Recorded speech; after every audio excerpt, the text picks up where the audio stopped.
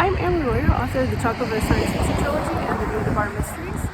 And I'm doing another one of my coffee and chocolate field trips. And today we are in North Carolina. Currently I am standing outside the French Broad Chocolate Factory. JL from French Broad has consulted on the Bean to Bar books, helped me get some of the things accurate. And I met her through DallasChocolate.org, so I've sampled her chocolate in Dallas. I've mail ordered from her, we've corresponded, we've Zoomed, but this is going to be the first time I get to see her factory in person. This morning we're going to take a tour and see a little bit behind the scenes, and that's going to be our first stop here. We'll find some coffee later. We're also going to go visit the French Broad River and actually get to see what the factory is named for.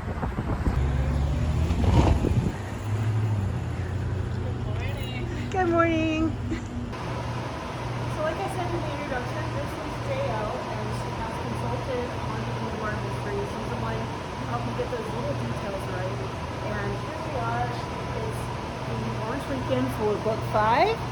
So I actually wrote a little bit about expanding a chocolate business into the book. And JL's going to tell us what it's like to go from being a small chocolate maker to a medium-sized chocolate maker to now a much larger chocolate maker. As you can see over here, we have all the way process.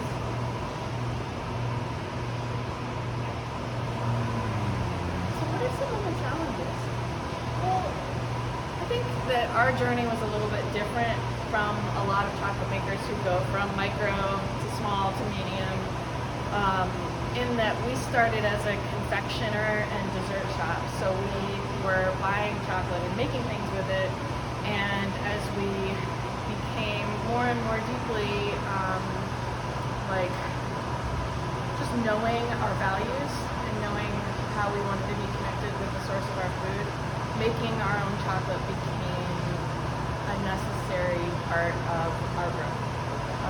So we started out making chocolate, as kind of a laboratory scale while we had a dessert shop. And then when we built our first chocolate factory, we already had a built-in need of 2 tons of chocolate. So that's how much we were buying. That's how much chocolate we were buying for the chocolate lounge, which is our dessert shop. So, we started with a small melanger, then a larger melanger to test. And then when we opened our first factory, we had 3 cocoa towns, and then we had 6. And then, I think the challenge to growing is like the discomfort of having to say no.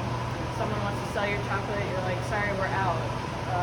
There's a line, there's just like the demand, meeting demand, I think is a really hard part about growing, and we need to grow, and it kind of makes growth bumpy. Okay. So it's not like a nice smooth line. It's like we grow and then we're stuck at a plateau and we can't grow and we're saying no a lot and it's uncomfortable, and then there's like a building period and then we grow into that next level. Okay. So this all just started with you 2 on a bus and a trip to where?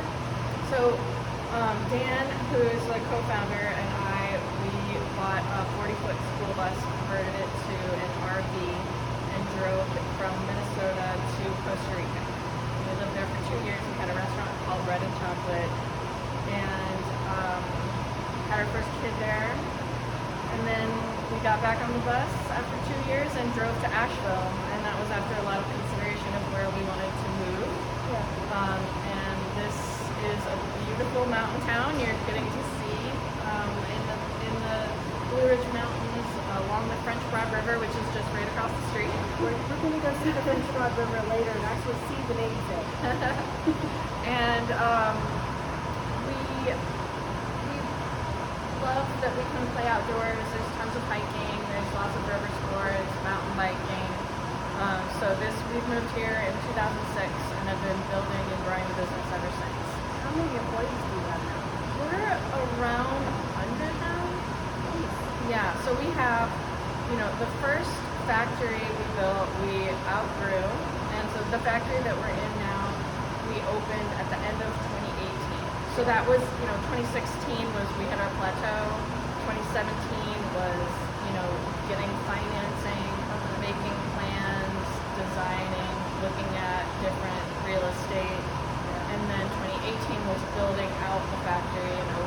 by November of 2018. So that's the location we're in now. We hope to stay here a long time.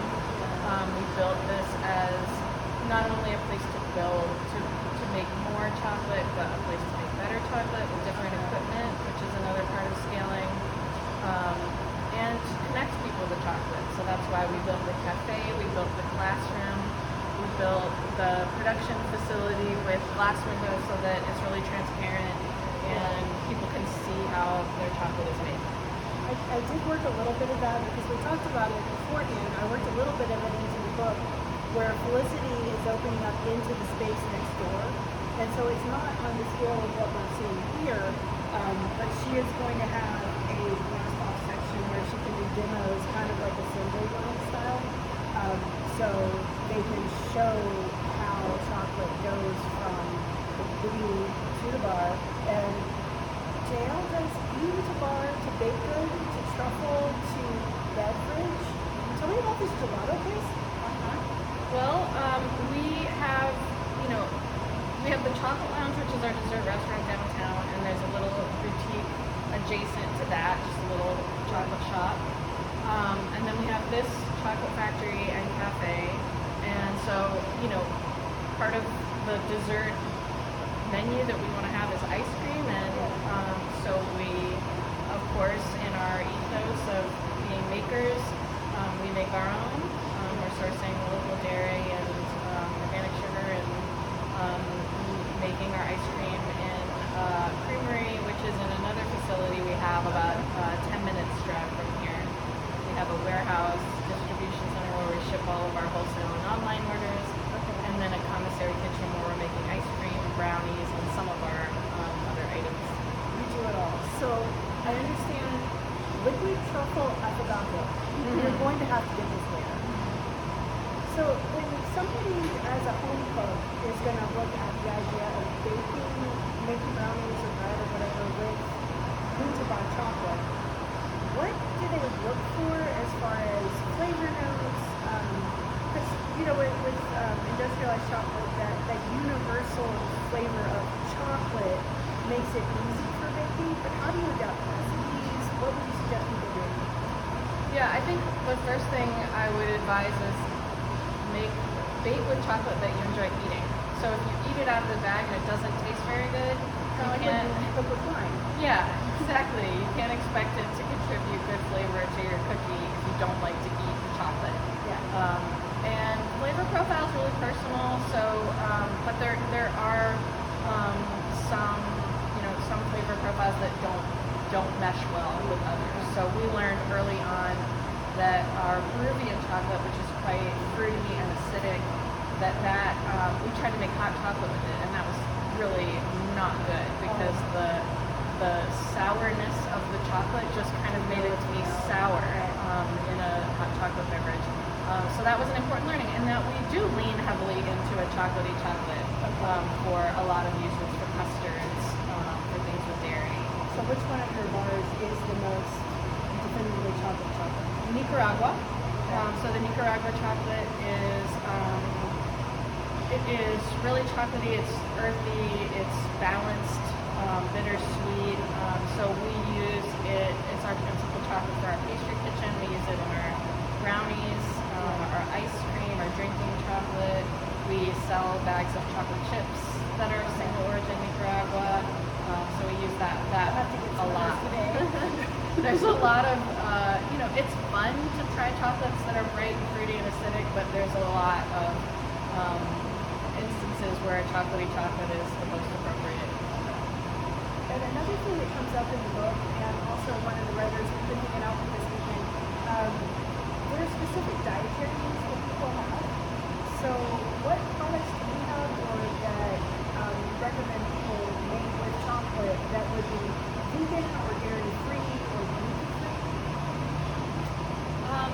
Most dark chocolates are inherently vegan, gluten-free, and dairy-free.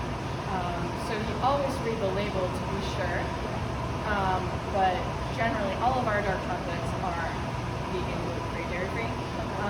Milk chocolates, of course, have dairy in them, or at least ours do. We don't make a plant-based milk chocolate bar. Those do exist if you're looking for something dairy-free. But we love the kind of classic, nostalgic flavor of milk chocolate. We love the creaminess. Like your malted milk bar, that to me says childhood.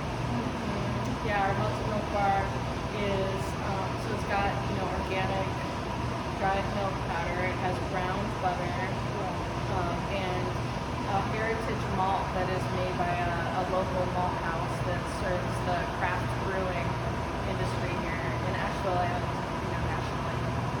So what else do you want people to know about chocolate making, about French Lawn specifically? We are a part of a community of craft chocolate makers, so kind of collectively we're working to,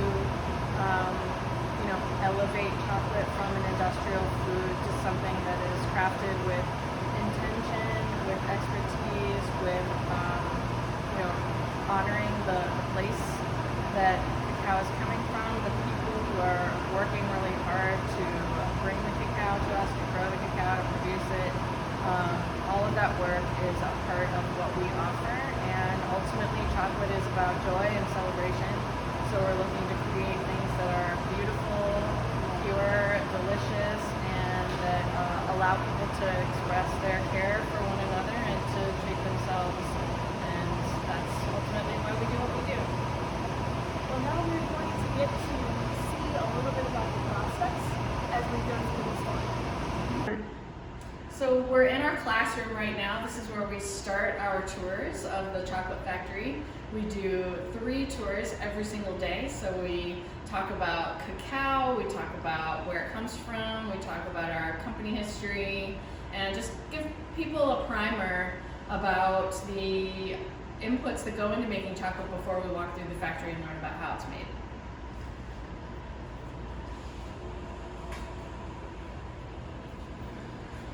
The chocolate flavor wheel, where you can find out about the different notes. Yeah, this is a flavor wheel that's inspired by flavor wheels created by coffee companies and wine makers that just kind of explores the particular flavors of chocolate. So this is custom, one of a kind, our own flavor wheel.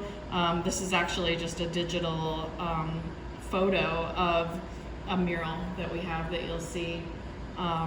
So the flavor notes are all, that was a group brainstorm of our chocolate makers about what categories and what specific iterations of each of those categories we taste in chocolate. Warmer, it can grow at a little bit higher elevations, but it's generally sea level lower than coffee. Coffee is Yeah, all the plants go with it. The warmer temperature to protect the cacao trees. You need a lot of cacao to thrive. Needs a lot of water, consistent exposure to a good amount of water, and a certain kind of warmth, constant warmth. So we're talking about flavor notes, and JL is telling us how much of it comes from the fermentation process. So when you pick a bean, how do you know what they're going to do as far as fermentation, and how do you make sure it's going to match what you want to do eventually with the chocolate? I think that ultimately we rely on the expertise of the growers and producers that we work with, so fermentation is certainly a part of that. Just like chocolate making is a craft and an art and a science, definitely the fermentation is too, and it strongly impacts the flavor, so it needs to be done with care and attention, and that adds a lot of value to the cacao that we're buying, which is, in addition to wanting to be fair and pay fair prices, that's why we pay more for our cacao, is because it's worth more because of the expertise of the growing and the fermentation and the drying practices. So how do you develop these relationships with farmers? How do you know who's going to have the expertise? I think it's just like any relationship. You get to know people, you get samples, you build trust, you have conversations, you see who aligns with your goals and your values. So it's been a long process of just meeting people and building relationship.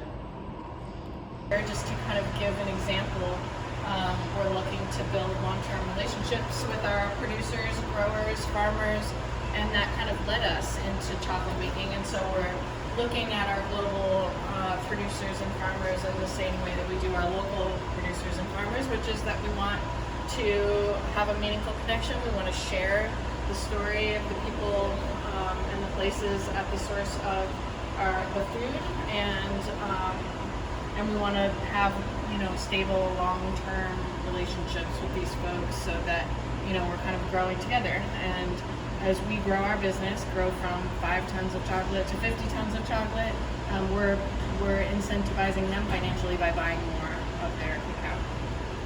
So you're working with Uncommon Cacao and Meridian Cacao. So how do these clearinghouses help? In the case of a couple of our origins that we get through intermediaries, responsible intermediaries, they have expertise in logistics, and they are building relationships with cacao producers who might need support with access to market. So again, a lot of the cacao farmers are small farmers, and for them to be able to go to a trade show in the States or Europe is maybe unrealistic. So there's the intermediaries like Meridian and Uncommon can be a bridge between the growers and producers and the chocolate makers. A lot of our cacao is purchased directly, so our Nicaragua cacao, our Costa Rica, so every relationship looks a little different. Some are, direct. We're buying from Daniel in this case, and with our Peru cacao, it's from a cooperative, and the Guatemala cacao is an association of a group of farmers, and so everything looks unique, just depending on the business that we're working with. So this is our cacao processing room. This is separated off from a lot of the other spaces because it's kind of a hot, dusty room, and we want everything else to be, very clean, very climate controlled. This is where we de-stone, roast, and winnow our cacao. So our roaster is a traditional drum roaster. We bought this in a used equipment warehouse in Italy. It was formerly roasting hazelnuts. Nice. But it could just as easily be used for coffee or cacao. It's just basically the silver round part in the center is the drum. The red hopper above is where the beans are stored until the oven is at temperature. And then they drop in and it's rotating almost like a clothes dryer. And then when the roast is complete, we pull the lever, open up the chute, and the beans go into this red tray, which is forced air and agitation from the cooking.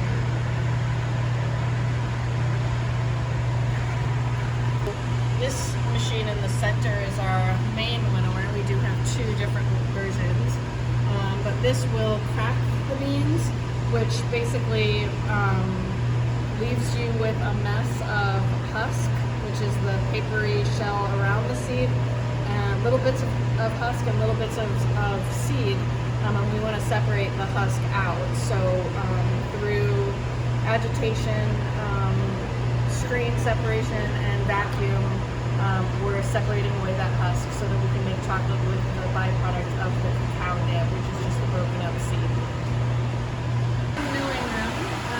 When we grew into this factory, we converted our process to use ball mills rather than stone melangers. We find that it gives us a better particle size and particle size distribution, which leads us to be able to make smoother chocolate, more melty and mouth texture. So first we're pre-refining the nibs, just putting them through this stone mill that basically crushes the nibs into smaller particles. You can see kind of what it looks like once it's pre-refined. A nib is like a really hard consistency, like a nut. You could never squish it between your fingers. But once you start to break down the particle size, the fat starts to separate out from the solids, and then it becomes more of a malleable, squishy. It was kind of dry if I would have thought. Yeah. Well, it depends how touch and mill it. So you see this first pass, it's looking almost more like ground coffee, and then as it goes through a second round, and the fat starts to separate, and softness. And that's the material that we're putting for almost on the burner. Additional cocoa butter, in this case is milk chocolate. We have cocoa butter, milk powder, and brown butter. So the ball mills, you can see in the video here, there's cylinders filled with pea-sized stainless steel balls. And what happens is the chocolate mixes around right together with the balls. It's pumped in and out in the circular pipe through the mill. And so every time a stainless steel ball comes into contact with another one, it's a grinding medium. So it's really efficient, really consistent to process. And so it's coming out of here, it's pretty much the particle size we want it to be. It does require some additional refining from there. But we have, through these pipes, we're pumping the chocolate into the pipes, and then they're pumped into the next room where our punch is. Okay. So do you see people using ball mills more in the future? Yes, I think that, the chocolate making industry is adapting to be more supportive of small and medium-sized makers. So Packet is a company that's relatively new, that's serving companies of our scale. So it's making chocolate that is, more controllable than that of a micro batch maker. So yeah, I think we're seeing them grow really fast and more chocolate makers using this technology. So if I'm looking for something new for my fictional chocolate maker to buy, ball mill should definitely be on her wish list. Yeah. Okay. So these are conches. We have two sizes. We have a 250 kilo and a 500 kilo. These conches are a modern version of the original Swiss kind of longitudinal conch. This is a machine that uses the variables of hot air, agitation, and time to influence the flavor and texture of the chocolate, as well as emulsify the mixture so that it's really smooth as it melts on your tongue. So you pre-mill, then you ball mill, then you conch. Right.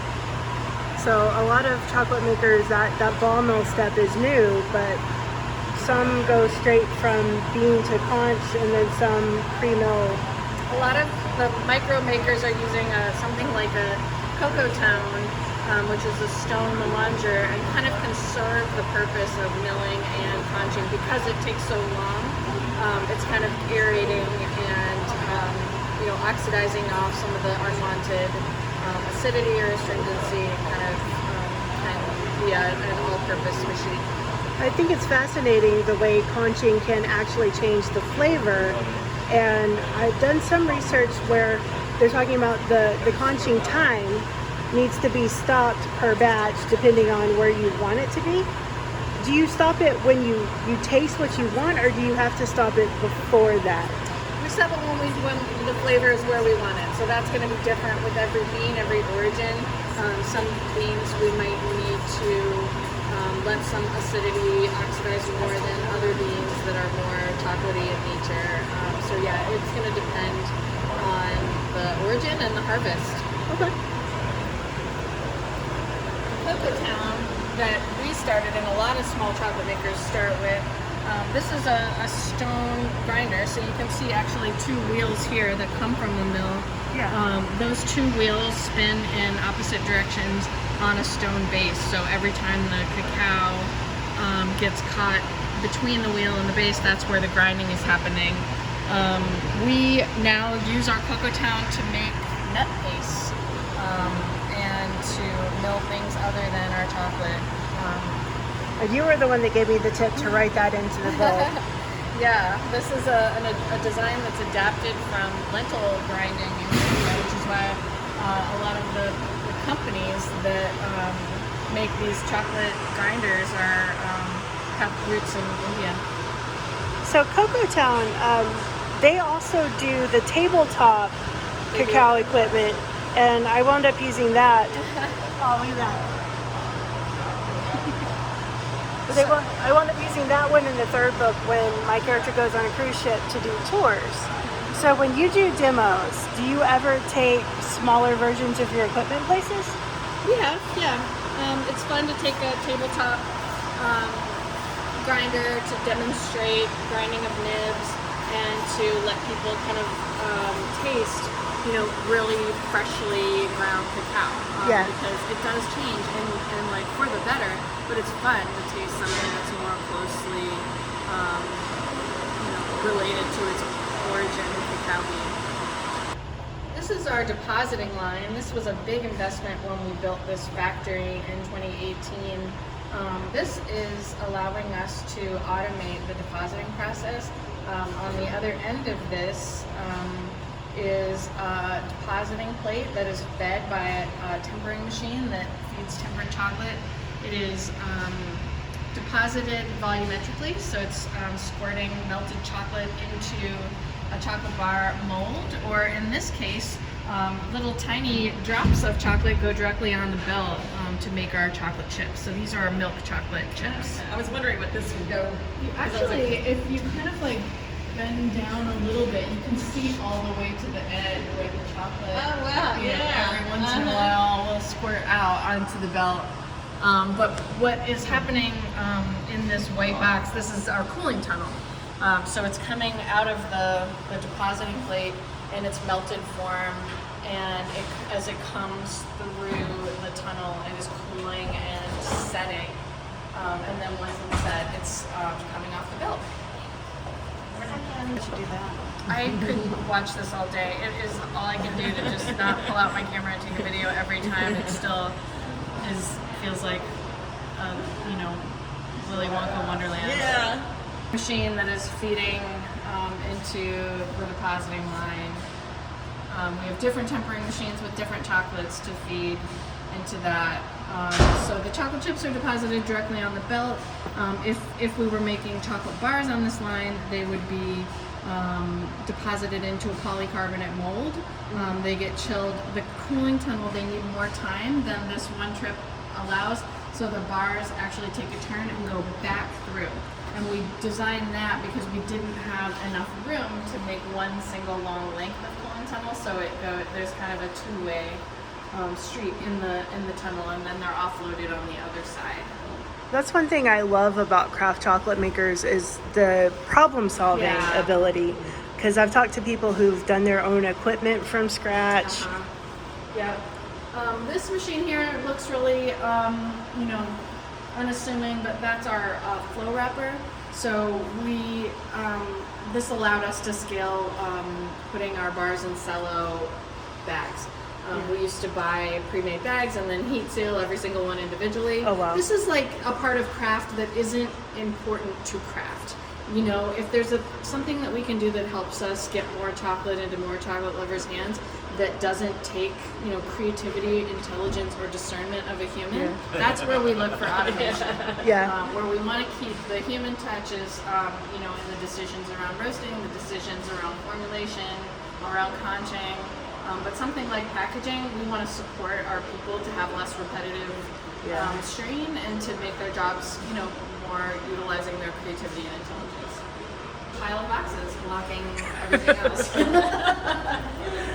Something on this tray. So it looks like they're just prepping boxes for the chocolate chips that are coming off the line. But you can see Dan, he's got a blue shirt and a pink mask. He's our co-founder. He's working on a new piece of equipment that we got, which is another depositing machine. And it's meant to automate a certain process of our bonbon making. So we have people from all over the country who want to sell our bonbons in their shops, but making them by hand, that's just simply not possible for us to offer. So this is automating the filling process. So again, the fillings are going to be all made by people in our kitchen using, again, their recipes and their technical expertise. But this machine deposits the right amount of chocolate and the right amount of filling into the mold. So that's, allows us to make a lot more by automating that part of the process. This machine also will allow us to mold bars, so we may switch some of our bar making to this piece of equipment so that our depositing line can make more chocolate chips. According to Yelp, Asheville has a couple of coffee roasters and some really cute coffee spots. One of the cutest ones, though, has to be the coffee trailer we spotted right outside French Broad. It's like right down the street. So we're gonna go check it out.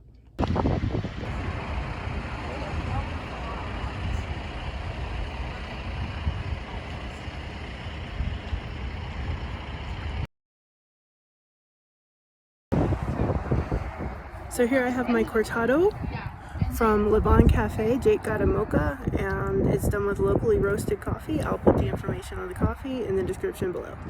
Asheville seems to be a very artistic and literary town. So here we are. We're outside of the historic Thomas Wolfe house. Apparently he lived here and wrote here. We're gonna go check out the museum. Finances. And so, in all fairness, by the time Thomas, their 8th and youngest, was born in 1900, W.O. was almost 50. Thomas Wolfe grew up in this house in Asheville, and it was a boarding house, and it was the inspiration for his first novel. A lot of times fiction does come from life. And it was in the Queen Anne Victorian style. And so, longer windows, kind of a southern trader. And early 19-teens, Julia's daily rate, if you will, was $1 to $1.50 per dining room furnishings and artifacts. Did they catch who did it? No. I know. We were closed for 6 years, as you can imagine. Since I have a historic home in A Study in Chocolate that plays a really big part as the setting, I've been able to talk a little bit about what I like about historic homes, especially fireplaces. So the opportunity to visit one while we're here in Asheville was really cool. Shortcut for us. And in our next room, fret not, we're going to talk a little bit more about her husband. While he did remain at their other house for almost a library, it's not little, it's massive. They were all avid readers. And by the time Thomas comes along, he had a lot to read, and he did. Prior again, just back in 1916. So the view back then was that big building here? Thomas Wolfe is a writer I actually don't know a whole lot about, and it's fascinating to find out that when he wrote the book, he wrote the good, the bad, and the ugly about his life, but later on people were actually disappointed if they weren't in the pages of the book, because being in his book led them a measure of fame. Some things don't change much. We've gone from typewriters to laptops. So here in Asheville, we've been exploring all things chocolate and coffee. We stumbled across, just wound up parking by this honey shop, and they sell a cocoa infused honey and a coffee infused honey, but I think my favorite's actually this hot honey. Making it to French Broad to actually get some chocolate to try today. Gonna get that affogato.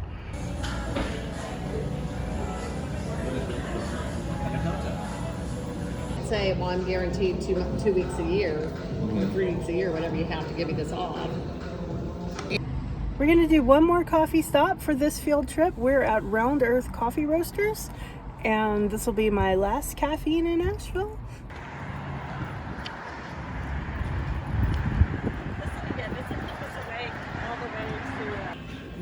Giving a try to the staff favorite, which is their Honduras blend. They roast on site.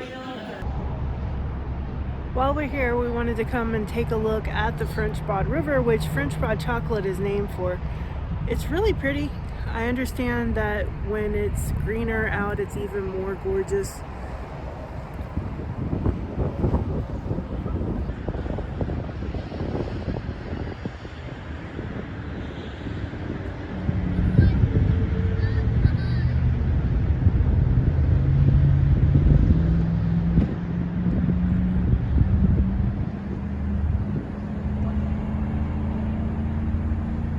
So I'm at a scenic overlook and we're heading out of Asheville, so you can see Asheville down there in the distance. So this is the end of this coffee and chocolate field trip. We've had a great time today, and I hope you've enjoyed following along.